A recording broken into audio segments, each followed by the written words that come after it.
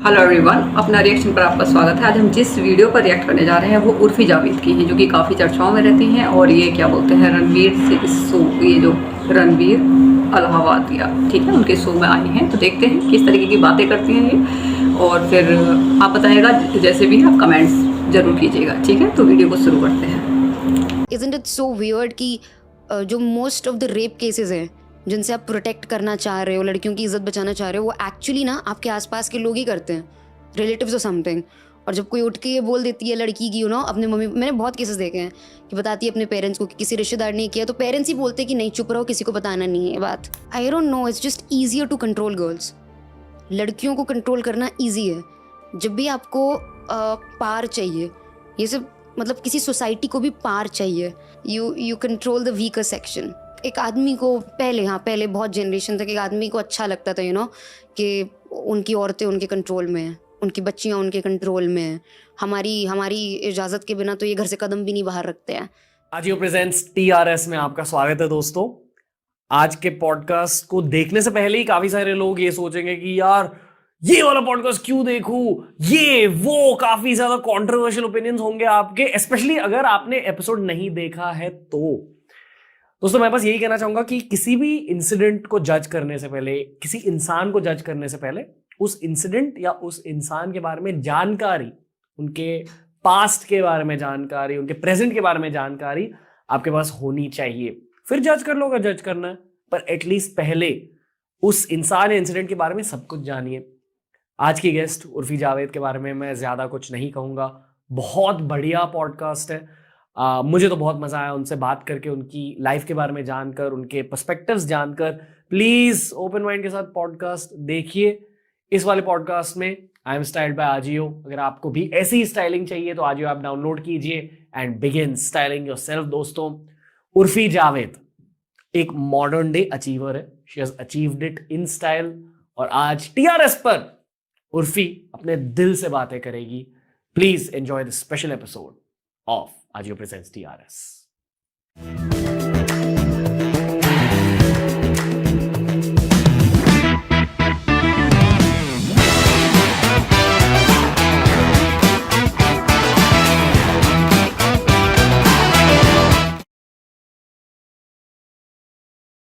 उर्फी जावेद जी, कैसे हो?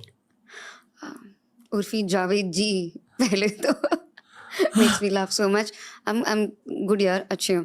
पिछले साल में मैंने 2 लड़कियों को डेट किया और काफी सारे फीमेल फ्रेंड्स बने हैं, just platonic friendship.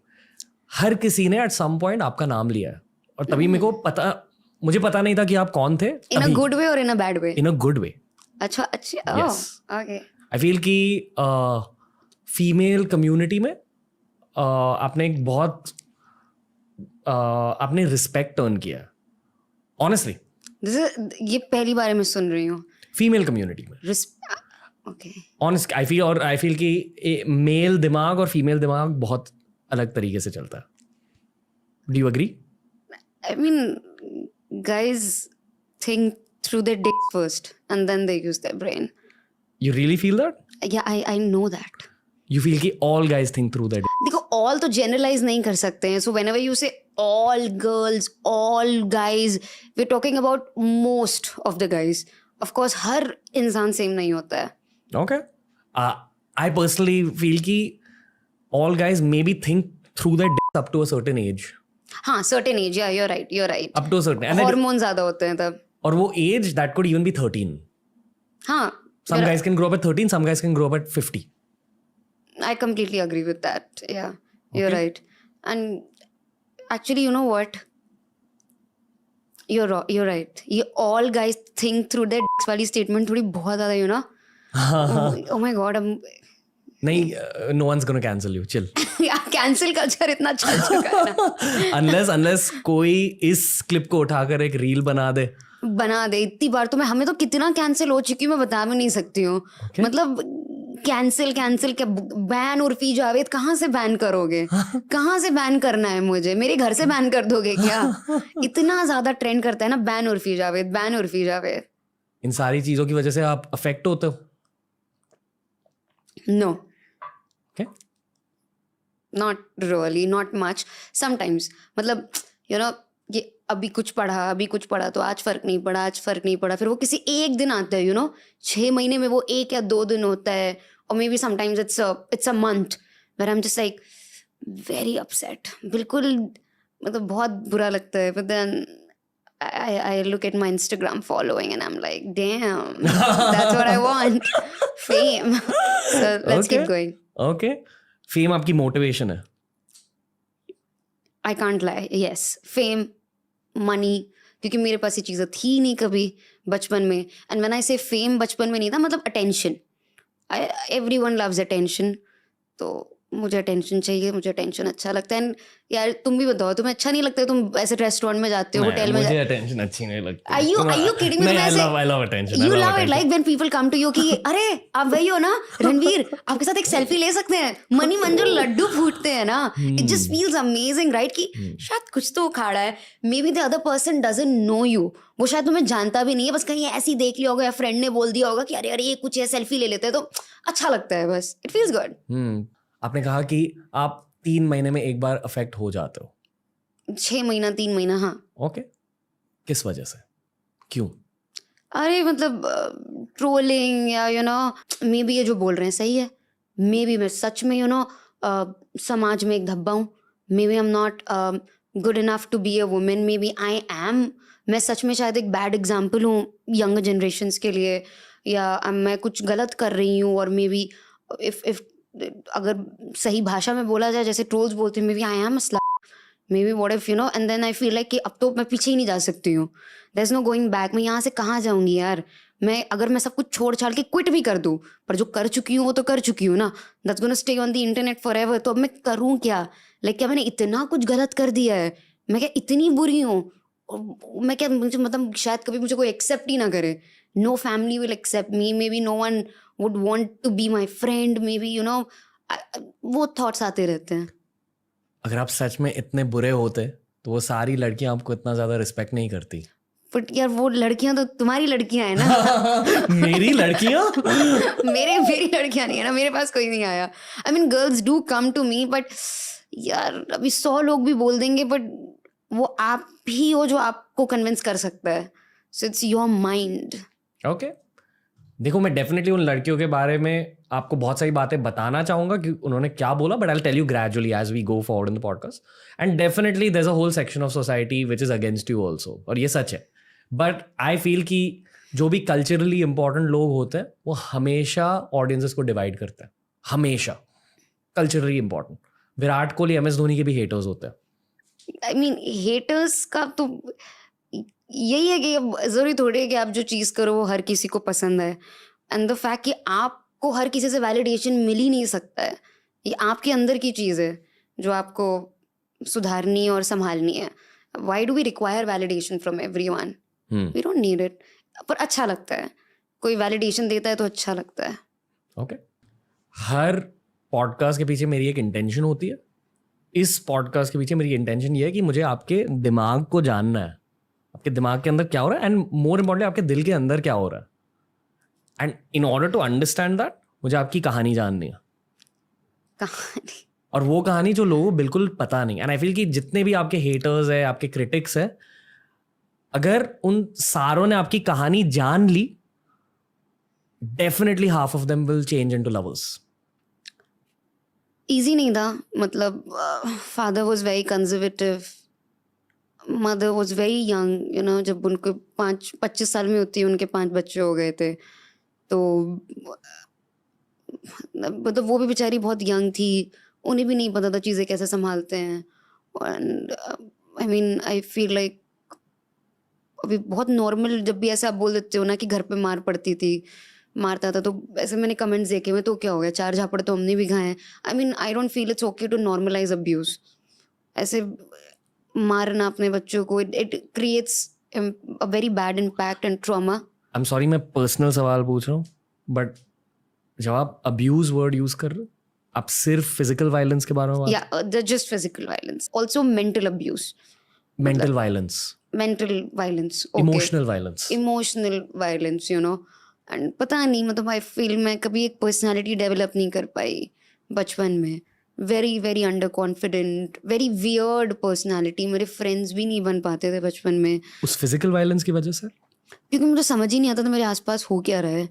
I was always a very confused soul, और मुझे हमेशा से बचपन से एक दिमाग में था कि बस घर से बाहर निकलना है, घर से बाहर निकलना है, you know.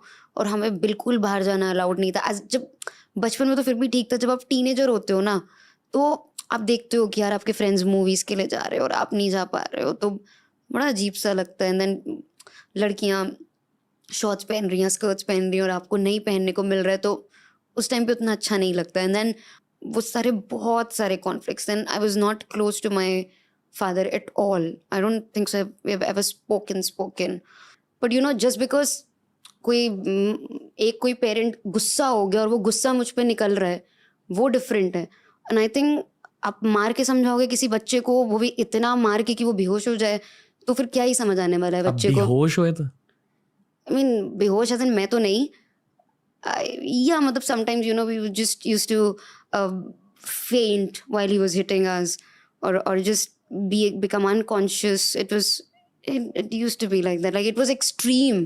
I'm not talking about ek do jhappad, I'm not talking about normal, and I'm talking about like good physical beating, मतलब बहुत अच्छी पिटाई टू एन एक्सटेंट कि आप 16-17 साल में you just get so angry, आपके अंदर इतना गुस्सा भर जाता है, यू नो, व्हेन आप, क्योंकि आप पलट के तो कुछ बोल नहीं सकते हो जब आप बच्चे होते हो, तो वो गुस्सा बढ़ता जाता है। And then at a point you just like, हो गया यार, बहुत हो गया, मेरी गलती नहीं है, क्या है। और फिर गलती हो भी ना, जब बच्चा बड़ा हो जाता है, आप उस पर हाथ उठाते हो तो बहुत नेगेटिवली इफेक्ट करता है। आई फील कि अगर लड़कों की बहुत ज़्यादा पिटाई होती है, वो या तो स्कूल में या कॉलेज में जाकर पिटाई करते हैं किसी और की, या तो खुद एक दिन फैमिली की पिटाई करने लगता है। होता है, पर लड़कियों के साथ ये नहीं होता। नहीं होता है, पर उस स्केल पर जैसे पिटाई विटाई नहीं है। मे बी, यू नो, क्या पता, आप मारते रहोगे तो एक टाइम पे लड़की भी उठ के बोलेगी कि बस अब बहुत हो गया। आप मारोगे नहीं? No, maybe she can hit back. Did you ever hit back? Maybe I stopped, you know, कि बस अब हो गया है, नहीं तो अब पड़ जाएगी तुम्हें। So there was a point I was like कि बस। If you're comfortable, उस दिन के बारे में बताइए। मतलब I was 16, maybe 17, तो मतलब, you know, 16 साल से, you know, it was just too much to take in, and getting blamed for something जिस पे ऊपर आपको कोई कंट्रोल ही नहीं है। जैसे मैंने बोला भी हुआ है कि किसी ने मेरी एक पिक्चर अपलोड कर दी थी पॉर्न साइट पे when I was 15, तो अब अभी मैंने फेसबुक पे डाली अपनी पिक्चर, तो आई एक्सेप्ट कि मेरी जो पिक्चर थी ना, मैंने ट्यूब टॉप पहना हुआ था, ट्यूब टॉप और जीन्स। लखनऊ में तब इतना कोई नहीं पहनता था, I am talking about 10 years back. तब इतना ट्यूब टॉप, और मेरी फैमिली बहुत कंजर्वेटिव थी, तो मैं ना जिप लगा के बाहर निकलती थी, ऐसे जैकेट पहन के जिप निकाल के और निकाल देती थी मॉल वॉल में। मुझे अच्छा लगता था ये सब पहनना, तो मैंने पिक्चर खिंचवा के फेसबुक पे डाल दी थी, and someone took that picture from Facebook and uploaded it as it is, कोई मॉर्फिंग कुछ नहीं, डाल दी।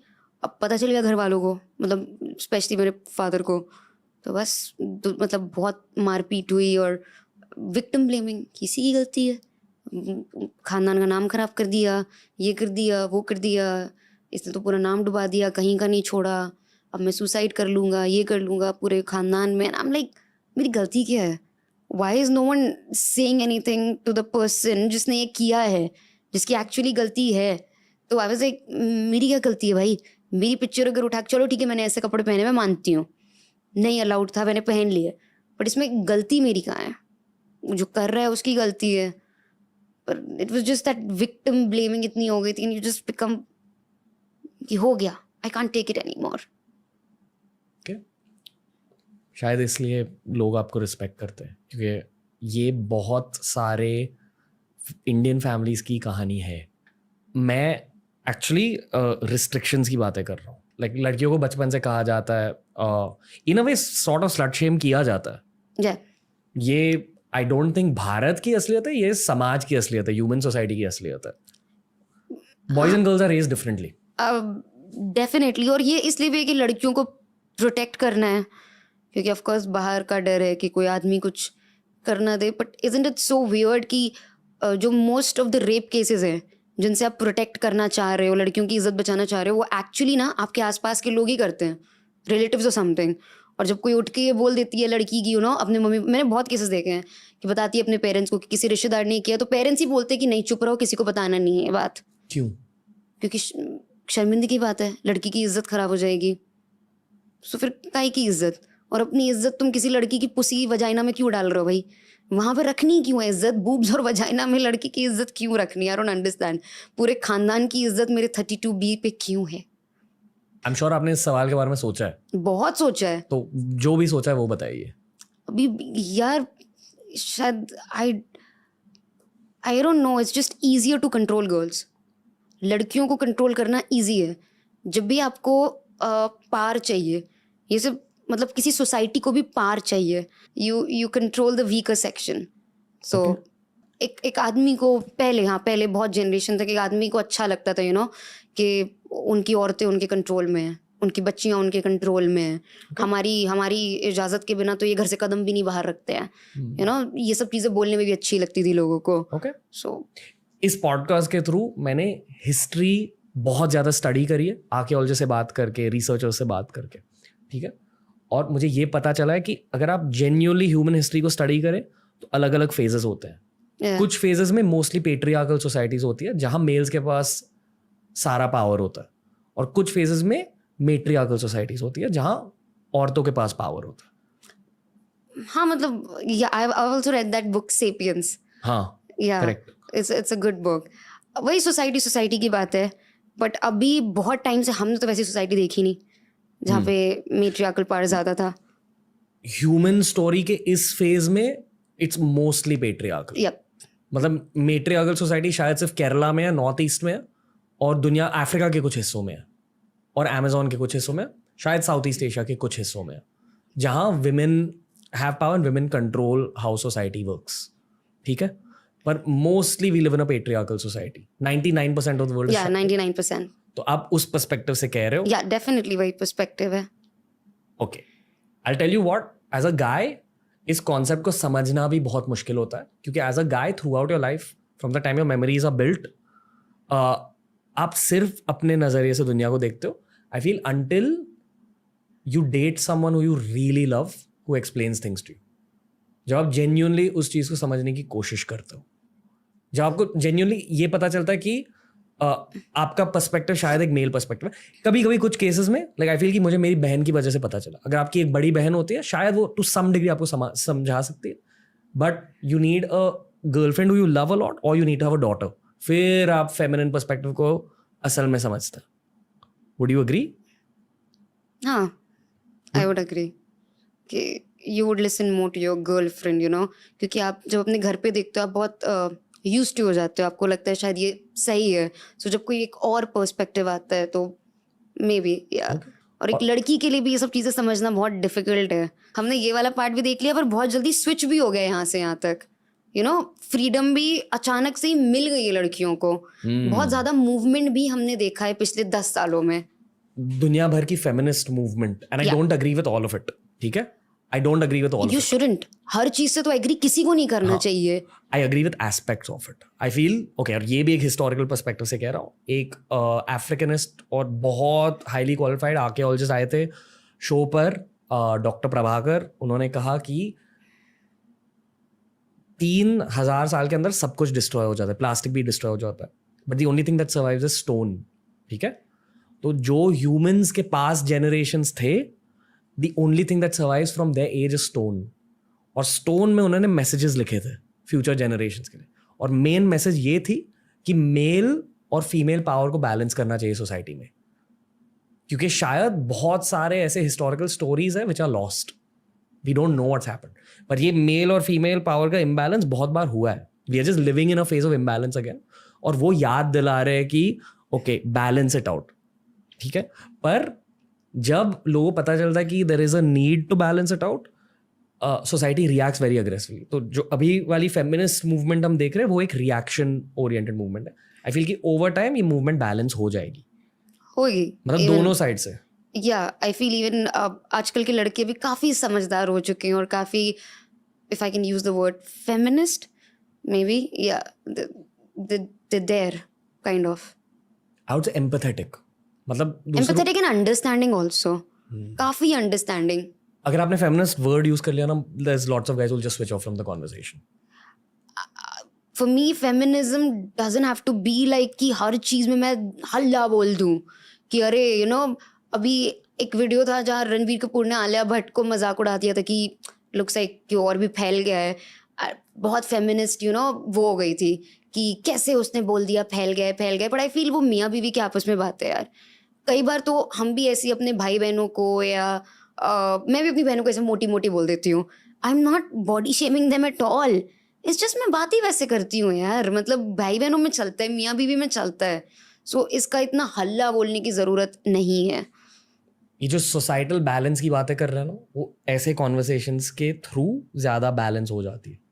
तो let's talk a little bit more about this, जो आप कह रहे हो अबाउट पावर, अबाउट फेमिनिज्म, इसके बारे में और हम समझने की कोशिश करते हैं। क्योंकि आई फील कि जिन रीजंस की वजह से लोग आपको जानते हैं एंड जिन रीजंस की वजह से लोग आपको क्रिटिसाइज करते हैं, it's in the same domain. लड़कियां आपको रिस्पेक्ट करती है क्योंकि they think you are celebrating feminism, और बहुत सारे लड़के आपको हेट करते हैं क्योंकि शायद यू चैलेंजिंग पेट्रियार्की इफेक्टिवली। आप और कुछ कहना चाहोगे? आई मीन लड़कों का तो मुझे लगता है कोई हक ही नहीं बनता है बोलने का। आपने वो नहीं सहा है जो मैंने सहा है, you have not seen what I have seen, and if I feel comfortable, मतलब मुझे अच्छा लग रहा है अपनी बॉडी को इस तरह से प्रेजेंट करने में या अपनी आर्ट को इस तरह से प्रेजेंट करने में, then why you getting so offended? मुझे समझ ही नहीं आता है, मतलब तुम्हें क्या मतलब है? And then they give this example कि हम भी ऐसे अपनी निकाल के चलें, तो like there is a difference, there is a lot of difference. और एक तो सेक्सुअलाइज भी आप ही ने किया है फीमेल बॉडी को, दिक्कत भी आप ही को हो रही है। आई हैव नोटिस कि जब आइटम सॉन्ग्स में फिल्मों में आइटम नंबर्स होते हैं, ऐसे ऐसे लिरिक्स होते हैं, ऐसे ऐसे डांस होते हैं, तो भी कोई ना डायरेक्टर प्रोड्यूसर को ब्लेम नहीं करता है कि ये क्या करवा दिया लड़की से। अरे इसने, लड़की को ही तब भी बोलते हैं कि देखो इसने क्या पहना है, अरे कैसे डांस कर रही है। अरे वो तो बस फॉलो कर रही है ना, जो डायरेक्टर और प्रोड्यूसर या जो भी करवा रहा है उससे। No one blames the director और producer, it's always the girl, always. So if they can capitalise on her sexualisation, एक लड़की अपनी सेक्सुअलाइजेशन पे कैपिटलाइज क्यों नहीं कर सकती है? मैं बस वही कैपिटलाइज कर रही हूँ। आप कह रहे हो कि सोसाइटी जनरली लड़कियों को बहुत ज्यादा सेक्सुअलाइज करती है? या okay, female body is more sexualised. या आई कांट डिसएग्री। ऑनेस्टली फिल्मों में भी जितने भी एक्टर्स हैं, जितने भी मॉडल्स हैं, हर किसी को सेक्सुअलाइज किया जाता है, और ये हमारी सोसाइटी की असलियत है। तो आप कह रहे हो कि अगर ये असलियत है, आपके खुद के दिमाग ने एक डिसीजन ली है, आपकी खुद की बॉडी है, जो आप पहन रहे हो वो आपके खुद के डिसीजंस है, लोगों को जज नहीं करना चाहिए। नहीं, जज करो, I am not stopping you to जज मी। मैं कौन होती हूँ? It's just that I want to make money of that judgement.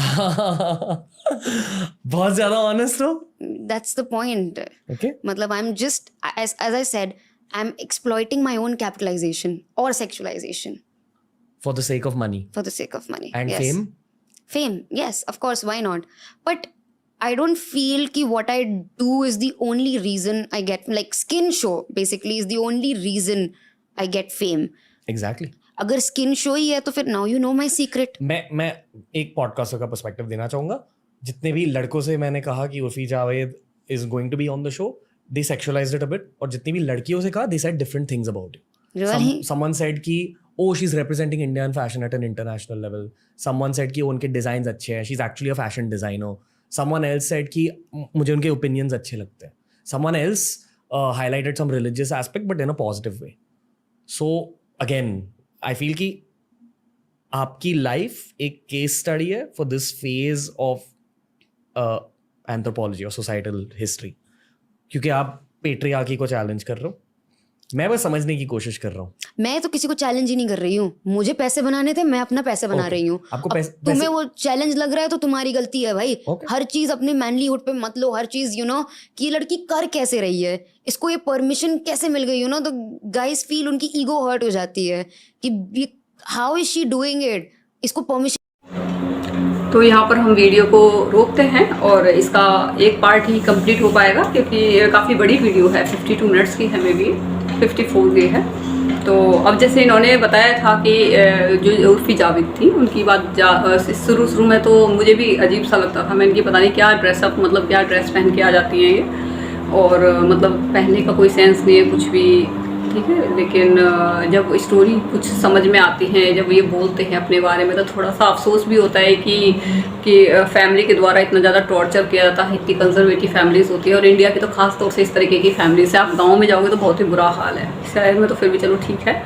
मैं ये कह रही हूँ कि क्या होता है कि आप मॉडरेट रहिए, लेकिन अपने कल्चर के बारे में आपको ज्ञान होना चाहिए, ठीक है। क्या होता है कि गाँव में भी कल्चर के बारे में ज्ञान बिल्कुल नहीं होता है, मॉडरेट भी नहीं होते हैं, मतलब आपके ऊपर बंदिशें ही लगी रहती हैं, ठीक है। तो अगर लड़की को आप कल्चर के बारे में ज्ञान करा देंगे, उनको नॉलेज करा देंगे हर चीज़ की, तो कितनी भी मॉडरेट क्यों ना हो जाए, वो अपने कल्चर, वो सही रास्ते पे ही रहती है। अब देखो 16 की एज कोई ज़्यादा नहीं होती है, बहुत कम एज होती है, और इसमें ही सबसे ज़्यादा गलत फैसले लिए जाते हैं, क्योंकि ना तो नॉलेज होती है और ना ही अनुभव होता है। तो इसमें जो मिस्टेक्स जो भी हुई थी, फैमिली जो भी इनको टॉर्चर करती थी, जैसे भी इनकी वो मतलब एक जो वीडियो थी पॉर्न वेबसाइट पे डालती थी। अब आप लगा लीजिए कि पॉर्न वेबसाइट पे, अच्छा उनके फादर को कैसे पता चला कि उनके फादर भी वही देखते थे?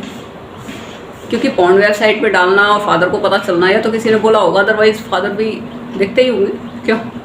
तो इस वजह से पता चला होगा। तो कहीं ना कहीं एक जैसे उर्फी ने बताया कि उर्फी जावेद इन्होंने बताया कि जो आदमी होते हैं, क्योंकि एक ये वीक उसमें आ जाती हैं लेडीज़, क्योंकि फिजिकल तौर पे वो काफ़ी वीक होती है, तो उनको कंट्रोल करने की कोशिश करते हैं पूरी तरीके से कि हाँ देखो हमारी लड़की हमारे कंट्रोल में, हमारी वाइफ हमारे कंट्रोल में, हमारी ये कंट्रोल में, वो कंट्रोल में। तो उनको बड़ा ही प्राउड फील होता है, और सारी जितनी भी वो रहती है ना, वो उसी के ऊपर डाल देती हैं सारी इज्जत, ठीक है ना। उसकी वजह से कि तेरी वजह से ये इज्जत उतर गई, ये मतलब सारी चीज़ें एक लेडीज़ के ऊपर डाल दी जाती हैं, और वो इतना ज़्यादा डिप्रेशन में आ जाती है कि मतलब सब कुछ हम मतलब सारी जो भी हमें राइट्स मिलने चाहिए वो राइट्स ख़त्म हो जाते हैं उसकी वजह से कि भाई हमारी वजह से लड़की की वजह से इज्जत चली जाएगी, लड़की की वजह से ये हो जाएगा, लड़की की वजह से वो हो जाएगा, ये नहीं करना वो करना। तो ये क्या एक तरीके से उसको धीरे धीरे समाज में उसको इतना ज़्यादा डिप्रेस कर दिया जाता है कि वो अपने अस्तित्व को ही भूल जाती है। लेकिन अभी क्या है कि लोगों की सोच में बहुत चेंजेस आ रहा है, और हिंदू जो लोग होते हैं उनकी सोच में बहुत चेंजेस, क्योंकि ये मुस्लिम फैमिली से हैं और वहाँ पे बहुत ज़्यादा कंजर्वेटिव सोच रहती है, और हिंदुओं में हो गई, ईसाइयों में हो गई, इनमें इस तरीके की नहीं रहती है। और हिंदू लड़कियाँ काफ़ी मतलब अपने आप में अपने डिसीजन ले लेती हैं। वो ऐसा नहीं है कि फैमिली उनसे विरोध करती हैं। मैंने गाँव में बहुत ज़्यादा देखे हैं, फैमिलीज़ में, रिश्तेदारी में मैंने बहुत सारे ऐसे केसेस देखे हैं जहाँ पे बहुत बुरा हाल है, ठीक है। तो ऐसा होता है, लेकिन हिंदूज़ में फिर भी कम है, ठीक है। और लेकिन अब जैसे ये बता रही थी, उर्फी जावेद बता रही थी कि उनके रिलेटिव्स थे, और ये जो है मतलब वो पूरी आपने सुनी होगी पूरी, तो आपको अच्छे तरीके से आपको समझ में आ गया होगा। और आप कमेंट्स करके बताएगा कि आपको कैसी लगी ये वीडियो, ठीक है। अगर आपको ये पसंद आई हो तो आप इस चैनल को लाइक कर दीजिएगा, सब्सक्राइब कर दीजिएगा, और इसे शेयर जरूर कर दीजिएगा। Good bye.